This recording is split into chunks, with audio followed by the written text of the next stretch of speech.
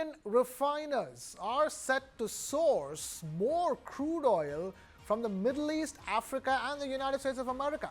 This change comes in response to new US sanctions targeting Russian oil producers and vessels, which are expected to significantly curb supplies to Moscow's primary customers, particularly in Asia.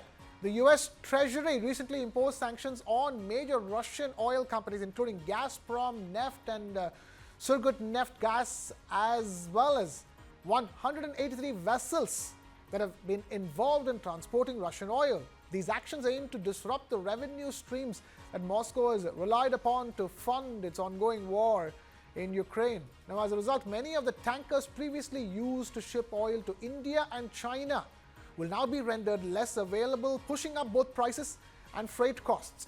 The anticipated disruption in Russian oil supply has already driven global oil prices to their highest levels in months, with the Brent crude trading above $81 per barrel. Analysts indicate that the sanctions will severely reduce the number of ships available for delivering crude oil from Russia, leading to increased freight rates. According to a lead freight analyst, about 143 of the newly sanctioned ships handled over 530 million barrels of Russian crude oil last year, with a significant portion shipped to China and India. As Indian refiners adjust to this new reality, they are likely to turn back towards compliant markets for their oil needs. For the first 11 months of last year, India's imports of Russian crude oil rose by 4.5%, accounting for over 36% of its total crude imports. However, if these sanctions are strictly enforced, analysts predict that exports of Russian ESPO blend crude could come to a halt altogether. The geopolitical landscape is also shifting as these sanctions come into play. The incoming Trump administration's stance on these measures remains uncertain, particularly regarding whether they will maintain or lift the embargo on Russian oil. Meanwhile, as tensions escalate between the US and Russia over energy supplies, both China and India are expected to maximize their imports from other regions, including potentially increasing their intake of Canadian crude oil. Chinese and Indian refiners are scouring the globe for supplies of crude, according to traders speaking to Reuters. It follows a move by the US last week to impose sanctions on Russian oil producers Gazprom Neft and Surgutneft Gas, plus 183 vessels that have shipped Russian oil. The sanctions target revenues Moscow has used to fund its war with Ukraine. On Monday, China reiterated its opposition to unilateral US sanctions. Many of the tankers have been used to ship oil to India and China, as Western sanctions and a price cap shifted trade in Russian oil from Europe to Asia. Some tankers have also shipped oil from Iran, which is also under sanctions. Russian oil exports are expected to be hurt severely by the new sanctions, according to two Chinese trade sources. The expected disruption in Russian supply drove global oil prices to their highest in months on Monday. Among the newly sanctioned ships, 143 are oil tankers that handled more than 530 million barrels of Russian crude last year. One analyst told Reuters that's about 42% of the country's total seaborne crude exports. He added that of these, about 300 million barrels were shipped to China, while the bulk of the remainder went to India. The new sanctions could push China and India back into the compliant oil market to seek more supply from the Middle East, Africa and the Americas. Spot prices for Middle East, Africa and Brazilian grades have already risen in recent months on rising demand. And now we have Mr. Pramit Pal Chaudhary, Foreign Affairs Analyst at the Eurasia Group, joining us here on Global Lens. Pramit, thank you so much for taking time out to speak to us. So talk to us about what happens from here on. India has depended upon cheap Russian oil over the last 2 to 3 years, and now you have a clear change in strategies from Indian oil refiners. Well, we have to see how Russia reacts. Russia can do a simple thing. They can just cut the price of oil. Keep in mind that if Russia exports oil at below $60 a barrel, which is the G7 sanctions limit, in other words, if it's below $60, the sanctions don't apply. So if they decide to sell really cheaply, they can sell it at $60, and in which case the sanctions don't matter. Of course, they would then have to take a bit of a loss given how high oil prices are right now, and it would be massively beneficial for India. So we'll have to see. The Kremlin has only said that we have means to respond, and we don't know yet what that response will be. But most likely, is that, as you've mentioned, there will be a temporary, at least a temporary disruption. And the heart of that will be the tankers. It's not about the oil companies. They don't care. They've been essentially non-Western in their inputs and so on for quite some time. It's the problem is the tankers. And there India is at a disadvantage because we have almost no tankers or oil shipping capacity. 70% of world's shipping is Chinese, so the Chinese can, if they wish, begin to ship oil. So we will have a problem, and as has been mentioned, we are already looking for oil supplies elsewhere. There is no shortage of oil in the world. The oil world is flush with oil. The issue is only that you have to pay a slightly higher price because we had about 36% of our oil comes from Russia, and that was coming in at a slightly lower price. We can pay for it. We have almost $600 billion plus foreign exchange reserves. But obviously, that would add to our inflation and would eat into those reserves in a way that we'd prefer not to. But then a big question mark now hangs on these sanctions because come the 20th of January, you have Donald Trump officially taking charge and things could go in a very different direction from his end when it comes to either completely lifting these sanctions or reducing them. Completely correct. And I think you have to keep in mind the reason why Biden had avoided these type of sanctions earlier was that his big concern was that it would impact the price of oil globally and in the United States, not because he had anything particularly soft about Russia. Now, in Trump's case, it's going to be interesting because if this does impact oil prices in America, by driving up global oil prices. Global oil prices have been rising anyway for different reasons over the past month or so. But if this were to severely raise oil prices, he would come under pressure. Given that he has always sworn that he is the president who will provide cheap energy to his people, America can ramp up production of its own, but it will take some time for that to happen. But it cannot match the sheer amount, at least the addition that it can add to what it's already producing, cannot match the sheer amount of oil that will be affected by Russian crude being dropped off the international market. And if that were to raise prices in the United States, I think Trump would look for a way to get some of that Russian oil back into the market.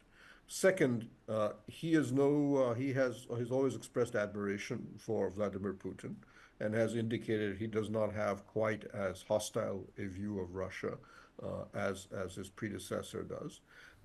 He's already said that he and Putin plan to meet at some point very soon. But Trump's team has already indicated this does not mean that they're going to, for example, sacrifice Ukraine. They will take a hard position on should we say, forcing Russia and the Ukraine to a peace conference, but one in which Russia has to make some concessions. So applying that pressure through oil prices could also be a thing in his mind. So we're going to have to see which of these forces, nobody can predict this, will effectively dominate or be the priority for Trump. Am I going to be concerned about immediate oil price issues domestically, or am I going to see oil sanctions as something that I can use as a pressure point on Russia to get the kind of Ukraine peace agreement that I'd like to see? Right. One last quick take from you. Is it time then India finds alternative sources, be it Canadian crude or crude from an African nation, to sort of diversify its own basket for the long term? Is this the right moment for India to do it? Well, we've been trying to do that now for 40 or 50 years. The problem ultimately is one, we don't have that much money. We can't afford, given the sheer amount of oil. We are now the third largest oil consumer in the world. And we are one of the probably the fastest growing. I think we now are faster than China in terms of our consumption levels. So whatever oil we have, oil fields. We have bought oil. We're doing it in Azerbaijan, in Russia itself, in Africa, in the Middle East. We're negotiating with Guyana and so on. We have oil fields. but we can't match the demand that an economy growing at 6 or 7% a year is producing, is consuming. Yes, we are doing that. But keep in mind, even if you own an field overseas, let's say you own an oil field in Angola or something, the price of that oil is still based on the international price. So if global oil prices rise, you still pay the same. You can only guarantee the supply. You cannot guarantee the price. That can only be Right. done if you produce the oil in your own country. And there it has been a non-stop disaster in India. Oil production in India has been falling constantly now for 20 years. So we need to be thinking about how do we get off of oil more than anything else, not just about Right. diversifying our sources. All right, I'm afraid we'll have to leave it at that. Completely out of time here on that discussion. Pramit Pal Chaudhary, Foreign Affairs Analyst at the Eurasia Group. Thank you so much for taking time out to be with us here on Global Lens. And with that, we take a short break. Back with lots more in just a jiffy. Keep watching News 9.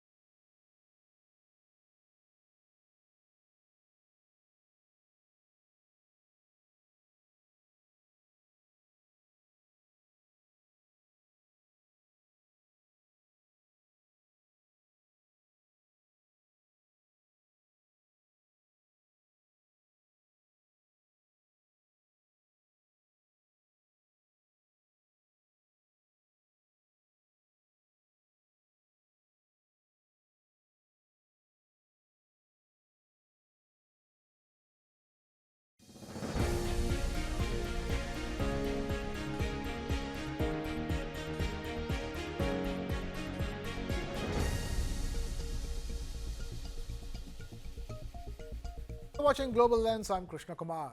Donald Trump is set to make some sweeping changes to America's energy landscape as he prepares to take office as president again. His administration promises to maximize U.S. oil and natural gas production, cut regulations, and fast-track energy projects aiming to secure what he calls energy dominance. One of Trump's first expected moves is to withdraw the United States from the 2015 Paris Climate Agreement, a global pact to combat climate change. This would mark a significant shift in U.S. climate policy as the country is the world's largest historical emitter of greenhouse gases. Critics warn that the withdrawal could undermine global efforts to curb emissions, while Trump has argued that the accord stifles U.S. energy development. On the natural gas front, Trump is likely to lift the moratorium on new liquefied natural gas export permits imposed by the Biden administration. This moratorium was intended to study the environmental and economic impacts of rising U.S. gas exports, especially in the wake of Europe's pivot away from Russian gas. Trump could expedite approvals for pending export projects, ensuring that the US remains a key supplier of energy to the world. Another major move could be declaring a national energy emergency. This would allow the administration to fast-track permits for new energy infrastructure, including natural gas facilities, pipelines, and even renewable projects. Such a declaration would address growing energy demands, particularly from data centers and industries requiring a stable grid. However, legal challenges could arise if the administration cannot justify the emergency status. Federal lands and waters are also expected to see significant changes. Trump's administration is likely to expand oil and gas drilling on federal leases, which currently account for about a quarter of US oil production. Reversing Biden-era protections, Trump may open up new regions, including offshore areas, to drilling, a move that would spark environmental and legal opposition. In a departure from his earlier stance, Trump has promised to end new offshore wind developments, citing concerns over costs, environmental impact, and the challenges of decommissioning turbines. Trump's policy would halt future lease auctions for offshore wind projects. This could slow the growth of the US renewable energy sector, which is already grappling with rising costs and supply chain challenges. Trump has also hinted at imposing sweeping tariffs on US imports, including energy-related goods like Canadian crude oil, refined fuels, and components for solar panels and electric vehicle batteries. While such tariffs aim to bolster domestic industries, they could disrupt global trade and lead to higher energy costs for consumers. As Donald Trump prepares to implement his energy vision, the stakes are high. His policies are expected to fuel economic growth in traditional energy sectors, while drawing criticism for rolling back environmental protections. Legal battles, international reactions, and the future of US climate commitments will define the broader implications of Trump's energy agenda.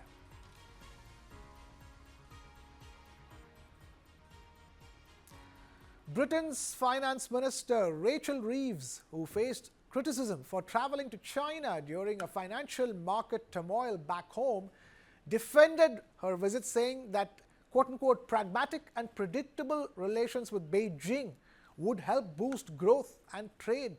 Reeves said that her two-day visit to China was an attempt to unlock tangible benefits for British businesses. This report tells you more.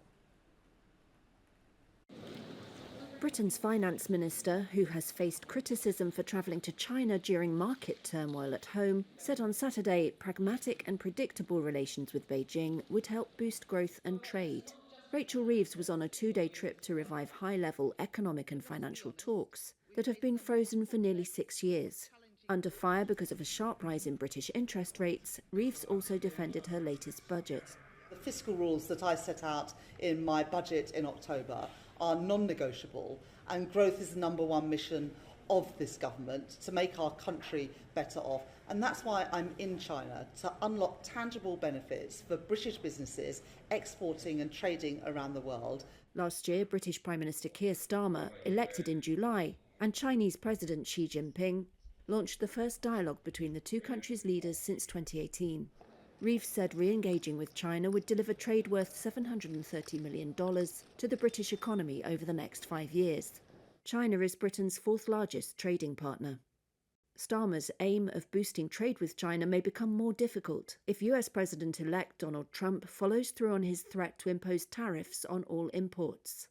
Asked whether Britain would follow Washington and Brussels in imposing tariffs on Chinese electric vehicles, Reeves said British car manufacturers export substantially to Chinese markets and that Westminster would take decisions in the national interest.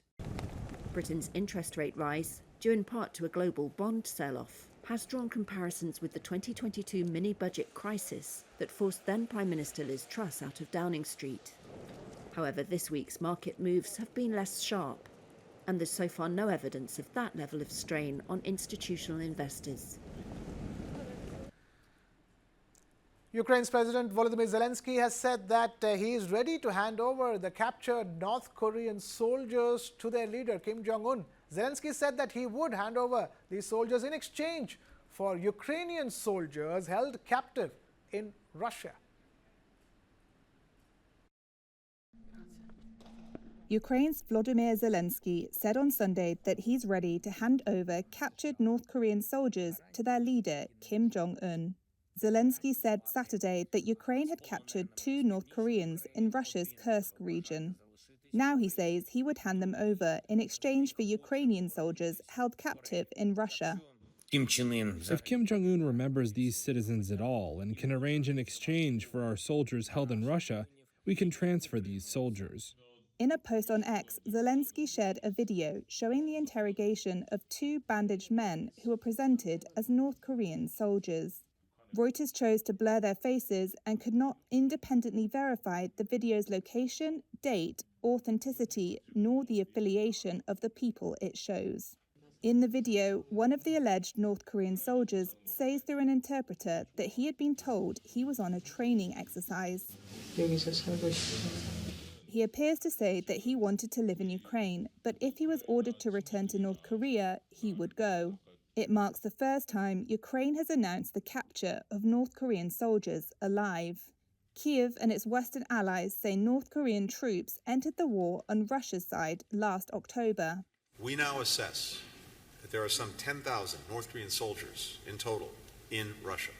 Ukrainian and Western assessments calculate that around 11,000 troops from Russia's ally, North Korea, have now been deployed in the Kursk region to support Moscow's forces. Russia has neither confirmed nor denied their presence. A South Korean lawmaker, briefed by the country's spy agency, said on Monday that North Korean troop fatalities and injuries in combat against Ukrainian forces have likely exceeded 3,000. They attributed that rising number to a lack of understanding of modern warfare and the way Russia used the North Korean military. The lawmaker also said that North Korean authorities appear to have called for its troops to commit suicide to evade capture. Authorities in Estonia have launched patrol operations in a bid to fend off incidents of undersea cable sabotage. Incidents of suspected sabotage of undersea cables and pipelines over the last few months are prompting countries to step up security measures in the Baltic Sea region. This report tells you all about it. Estonia is patrolling the Baltic Sea on the lookout for vessels moving erratically or suddenly slowing down, telltale signs of ships that seek to damage undersea infrastructure. The main thing is to show force, show that we are checking all the vessels that are passing through this area. So we are basically preventing or trying to prevent anything else bad from happening on this area of the sea. Last month, the Estlink 2 power and data cables between Estonia and Finland, serving thousands of people, were damaged. Estonia suspects a targeted attack by Russia and is investigating. It's part of a long line of incidents. The Nord Stream oil pipeline was damaged in 2022, the Baltic Connector gas pipeline in 2023, and most recently internet cables connecting Taiwan with the United States. And there have been many, many more incidents besides. Despite the clear motivation for such attacks, the states behind them retain a level of plausible deniability. They are officially just merchant vessels, the ones we have found to be the likely suspects so far. And it's very difficult to establish that they are operating in conjunction, let alone on behalf of a hostile state. So that state can keep trying ever more brazen or large-scale or elaborate attempts to disrupt and to harm, I should say, cables and pipelines. There's little states can do to prevent these attacks short of patrolling the seas. With the millions of miles of undersea infrastructure, any patrol will merely be a drop in the ocean.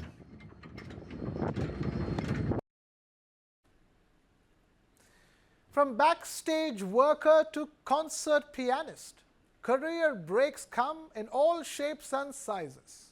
For one aspiring pianist, the path to success has been a particularly winding one. Take a look at this report to know about what an inspiring story it was.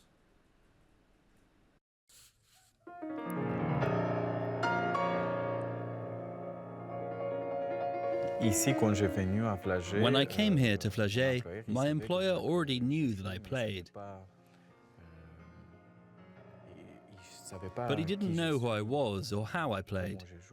Maybe he only knew that I play the piano.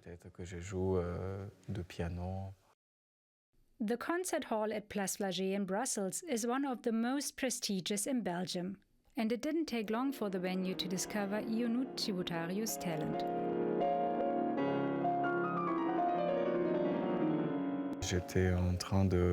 I was working on my piano in a studio.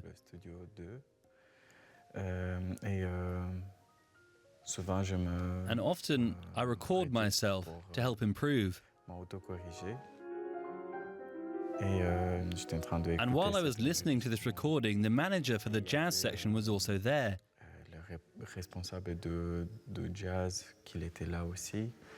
And he asked me, "Who's playing?"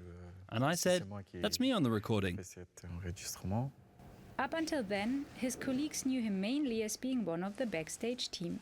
When the video found its way to the center's general manager, he gave him an audition. Hiring somebody to be responsible for catering in a music house and ending up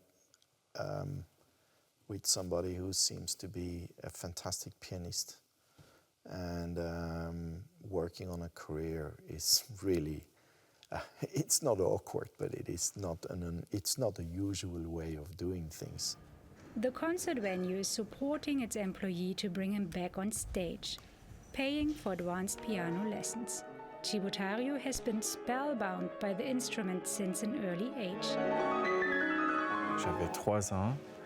I was 3 years old when I heard the second piano concerto of Chopin for the first time, and it shocked me.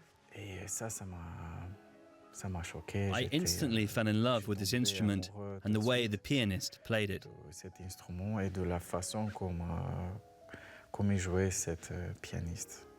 Chibutario took up lessons when he was 5 years old and was well on the way to becoming a professional concert pianist. I took part in a lot of competitions, and I won most of them. Then at the age of 18, 19, when I finished high school, I suffered a burnout. It took him years to rebuild himself mentally, but now he's back on the piano and has many opportunities ahead of him. Did luck play a part? Yes, of course. But we alone create chances also by working hard and by believing in them.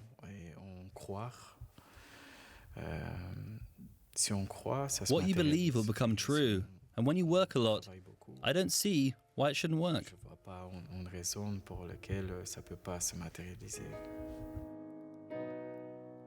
Chibutario will play a concert this January. At Flagey, they're sure there will be many more to come.